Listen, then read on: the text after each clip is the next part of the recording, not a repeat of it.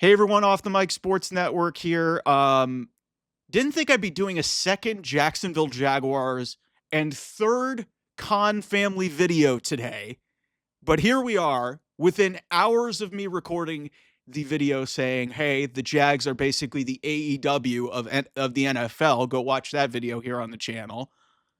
The Jags prove my point and that they are a clown car of an organization because after the three top candidates maybe in this cycle told them no, two of them being offensive candidates, one being Ben Johnson, the other being Liam Cohen, which from all sources indicating has thrown their search into a tailspin. And Aaron Glenn didn't even want to interview. He took the New York Jets job earlier today, which is a little bit of a surprise. And I'll have some content about that and how I feel about.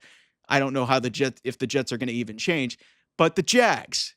The big reason why those three candidates said no was Trent Baalke was left in as the GM. And the consensus around the league is, what the hell are the Jags doing? Why are they keeping this guy around? He's a hack. He hasn't worked. He didn't work in San Francisco. He's not working in Jacksonville. Why are they keeping him around? So Liam Cohen says no earlier today. I do my video.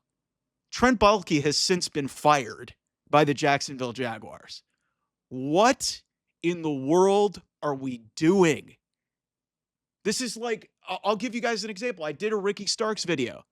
Tony Khan is keeping Ricky Starks around for what reason? He's keeping Chris Jericho. In this scenario, for you wrestling fans, bear with me. For you wrestling fans and for you. In this scenario, Trent Baalke is Chris Jericho. No use for him whatsoever. He has no value. And yet, for some reason, they keep him around.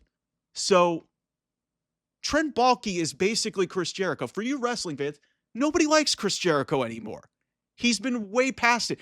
And like, in some ways, Chris Jericho was actually okay. Like, Trent Baalke had some success with the 49ers, but then in the end, he couldn't get along with Jim Harbaugh, who was really successful, took them to a Super Bowl. He hired Jim Tomsula, who is one of the more laughable head coaching candidates outside of Nathaniel Hackett that this sport, the NFL, has ever seen. So the Jags are seriously, like, you see, I've never seen it so parallel in both my worlds. This is like the perfect topic for this channel because you've got the Khan family, who owns a wrestling company and a football team, running them the exact same way. Because in what universe do you go into a head coaching search with a general manager in place who nobody wants to work with, go through the cycle, and then fire the general manager? Like, they're going to get somebody because now, hey, some candidates are going to want to go there because now maybe they'll get a chance to pick the general manager. But why not do this when you fired Doug Peterson in the first place? Why not do that? Or keep Doug Peterson, who's a Super Bowl winning head coach.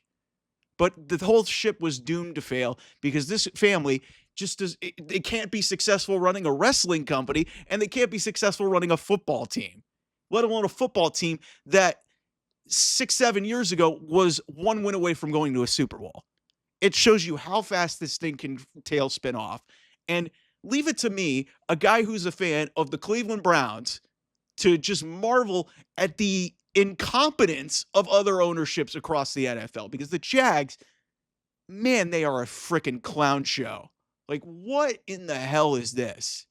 I thought I was being kind of nice with the initial video of saying that they're the AEW, but this just took it to a whole nother level. Holy shit. All right. Anyway, we'll have more content here on the channel. I'll talk to you guys soon. Bye-bye.